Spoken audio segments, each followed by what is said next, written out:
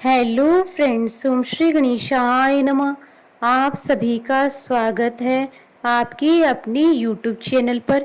Friends, आज हम आपको इस वीडियो में बताने जा रहे हैं साल 2021 की भादो मास की बड़ी चौथ की पौराणिक व्रत कथा, पूजा विधि, शुभ मुहूर्त और महत्व के बारे में।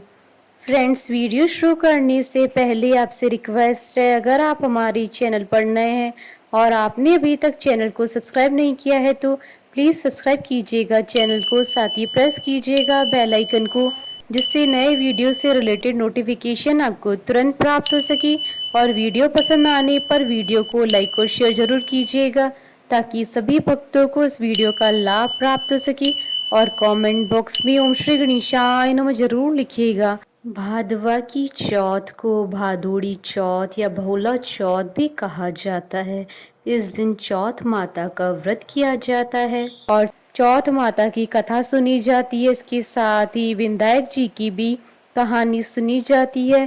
कुंवारी कन्याएं सुंदर, सुशील और अच्छे पति की प्राप्ति के लिए चौथ का व्रत करती हैं और स्त्रियां इस व्रत को अपनी सुहाग और पति की लंबी आयु के लिए करती हैं। फ्रेंड्स, अब आइए जानते हैं भाद्रपद मास की चौथ की शुभ मुहूर्त के बारे में। हिंदू पंचांग के अनुसार इस बार भादो की चौथ 25 अगस्त 2021 बुधवार के दिन है।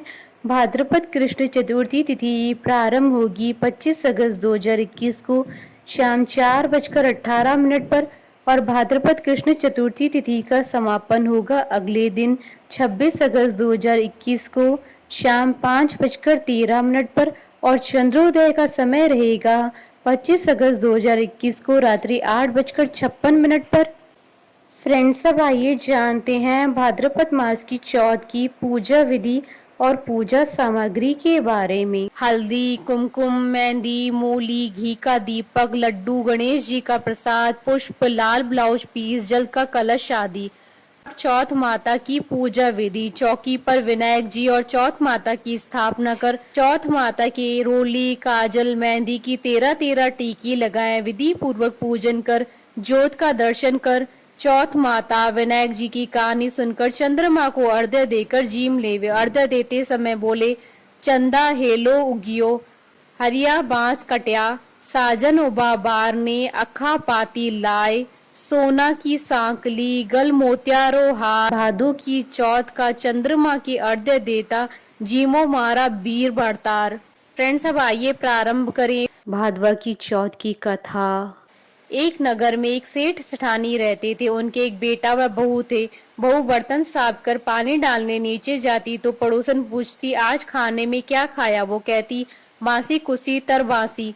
एक दिन जब वह बर्तन साफ कर पानी फेंकने गई तो रोजाना की तरह पड़ोसन ने पूछा, आज खाने में क्या खाया? तो उसने वही रोज वाला जवाब दिया, बासी कुसी तर बासी। उस दिन सेठ के बेटे ने उसकी यह बात सुन ली और मन ही मन सोचने लगा, अभी तो यह गर्मा गर्म भोजन करके आई है, फिर यह पड़ोसन को बासी क्यों बता रही है। दूसरे दिन उसने अपनी माँ से कहकर खीर खांड का भोजन बनवाया। माँ व बेटा बहू ने साथ में बैठकर प्रसन्नता से भोजन किया।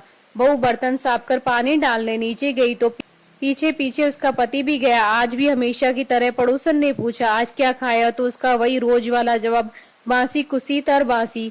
उसकी पति को बहुत गुस्सा आया। रात्रि होने का इंतजार करने लगा। जब रात्रि में पत्नी कमरे में आई, हाथ पकड़कर बोला, मेरे सामने खीर खांड के भोजन करके आई है, फिर पड़ोसन को बासी भोजन क्यों बताया? तब वह मुस्कुराकर बोली कि यह आपके पूर्वजों की कमाई है, धन ना आपने कमाया है ना आपके पिताजी ने। तो हुई ना यह बांसी। यह सुनकर उसने परदेश जाने का विचार कर सुबह उठकर माँ से बोला, माँ मैं कमाने के लिए परदेश जाऊंगा। माँ ने कहा, अपने पास बहुत धन है, तुझे परदेश जाने की क्या आवश्यकता है? लेकिन वह नहीं माना और माँ की आज्ञा लेकर वह कमाने के लिए परदेश चला गया। वहाँ उसको एक सेठ की यहाँ नौकरी मिल गई। कुछ समय में ही उसने सारा काम काज संभाल लिया। सेठ का विश्वास पात्र बन गया। सेठ अपना सारा कारोबार उसे सौंपकर तीर्थ यात्रा पर चला गया। इधर सास ने बहू से कह रखा था कि परिंदे का पानी और चूल्हे की आग कभी मत बुझने देना, परंतु एक दिन चूल्हे की आग बुझ गई। बहू पड़ोसन के घर अग्नि लेने गई। उसने देखा कि पड़ोस की औरतें चौथ माता की पूजा कर रही है। उसने पूछा, आप ये किस माता का पूजन कर रही हैं और इस पूजा को करने से क्या फल मिलता है? तब पड़ोसन ने कहा, यह चौथ माता का व्रत है। इस व्रत को करने से स्त्रियों को अखंड सौभाग्य, उत्तम रूप, सुख, गुणवान संतान तथा बिछड़े का मिलन होता है। तब उसने बताया, मेरे पति परदेश गए हैं, मैं भी चौथ माता का व्रत करना चाहती हूँ, पर मेरी सास मुझे घर से बाहर नहीं आने देते, तो मुझे कैसे मालूम चलेगा कि चौथ का व्रत कब आया? तब पड़ोसन ने कहा, बहू तुम रोजाना एक डिब्बिया में एक दाना गेहूं रखते जाना, जब 30 दाने हो जाएं तो उस दिन चौथ माता का व्रत रख लेना और शाम को चौथ विनायक जी का पूजन कर चंद्रमा को अर्घ्य देकर फिर खाना खा लेना। साहूकार की बहू को पड़ोसन के कहे के अनुसार व्रत करते हुए बहुत समय बीत गया। चौथ माता ने सोचा कि यदि इसकी नहीं सुनी तो मुझे मानेगा कौन। तब चौथ माता ने साहूकार के बेटे को स्वप्न में जाकर कहा कि साहूकार का बेटा सो रहा है या जाग रहा है? तो उसने कहा, ना सो रहा हूँ न जाग रहा हूँ, चिंता में हूँ। इस पर चौथ माता ने कहा, चिंता छोड़ घर जाकर तेरे परिवार को संभाल। तब साहूकार के बेटे ने कहा, मेरा कारोबार बहुत फैला है। तब चौथ माता बोली, सुबह उठकर स्नान ध्यान से निवृत्त होकर दुकान जाकर चौथ माता का नाम लेकर घी का दीपक जलाकर बैठ जाना, जिसको लेना है ले जाएगा, जिसको देना है दे जाएगा। सुबह उसने वैसा ही किया और देखते ही देखते हिसाब हो गया। उसने घर जाने की तैयारी कर ली, घर रवाना हुआ। रास्ते में एक सांप अपनी 100 वर्ष की आयु पूर्ण करने दाह समाधि लेने जा रहा था।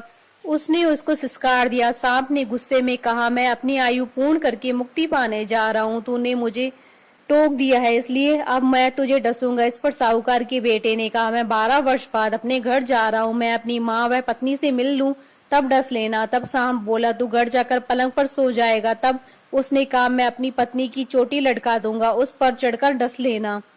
घर पहुंचा तो वह उदास था। बेटा कुछ नहीं बोला, लेकिन उसकी औरत होशियार थी। सब पता करके उसके कमरे की एक सीढ़ी पर दूध, दूसरी पर चूरमा, तीसरी पर बालू, रेत, इत्र, फूल आदि रखकर चौथ माता से प्रार्थना करने लगी, हे चौथ माता, मेरे पति के प्राणों की रक्षा करना। अर्धरात्रि में सांप आया और दूध पिया। चूरमे व बालू की मिट्टी में कि कोले कराकर बोला, साहूकार की बेटे की बहू, सुख तो बहुत दिया पर वचनों का बंधा हूँ, डसूंगा तो जरूर। तब चौथ विनायक जी ने सोचा कि इसकी रक्षा तो करनी चाहिए। तब चौथ माता तलवार बनी, विनायक जी डाल बने और सांप के टुकड़े टुकड़े हो गए। सांप की पूंछ का टुकड़ा उसकी जूती में जाकर गिर गया। सांप ने सोचा, डसूंगा तो जरूर। तब उसकी पत्नी रोज चींटियों को आटा डालती थी। तब सब चींटियों ने मिलकर उसकी पूंछ को खोखला कर दिया। साहूकार के बेटे को नींद नहीं आ रही थी। वह अपनी पत्नी के साथ चौपट पासा खेलने लगे। सुबह देर तक जब बेटे बहू नहीं उठे तो साहूकारनी जगाने गई तो सीढ़ियों पर खून ही खून देखकर जोर जोर से रोने लगी कि मेरे बेटा बहू को किसी ने मार दिया। रोने की आवाज से बेटे बहू उठे और बेटे ने कहा, माँ, हमारा बैरी दुश्मन मरा है, यहाँ सफाई करवाओ, तब हम बाहर आएंगे। माँ ने वहाँ सफाई करवाई। बेटा बहू नीचे आए। बेटे ने पूछा, मेरे पीछे से किसी ने कोई धर्म पुण्य किया है क्या? तो बहू ने हामी भरी। तब सास बोली, तू 4 समय खाना खाती थी, तूने क्या धर्म किया? तब बहू बोली, मैं चौथ विनायक जी का व्रत करती थी। एक समय का खाना पानी वाली को देती, दूसरी बार का गाय की बछड़े को, तीसरी बार का जमीन में गाड़ देती, वह चौथी बार का चांद को अर्घ्य देकर स्वयं खा लेती। मैंने बनिए की दुकान से पूजा का सामान मंगवाया, उसका हिसाब कर देना। सास ने पानी वाली से पूछा तो उसने कहा, महीने की हर चौथ को मुझे खाना देती थी। बछड़े के मुंह से फूल गिरने लगे। जमीन में खोदा तो सोने के चक्र मिले। बनिए से पूछा तो उसने अपना हिसाब बताया। फिर बहू ने कहा, अब चौथ का उद्यापन करना है। सास बहू ने चौथ माता का उद्यापन धूमधाम से किया और सारी नगरी में कहलवा दिया कि सब कोई चौथ माता का व्रत करना, साल की 13 चौथ करना, 13 नहीं तो 4 करना, 4 नहीं तो 2 चौथ माता की व्रत तो अवश्य ही करना चाहिए।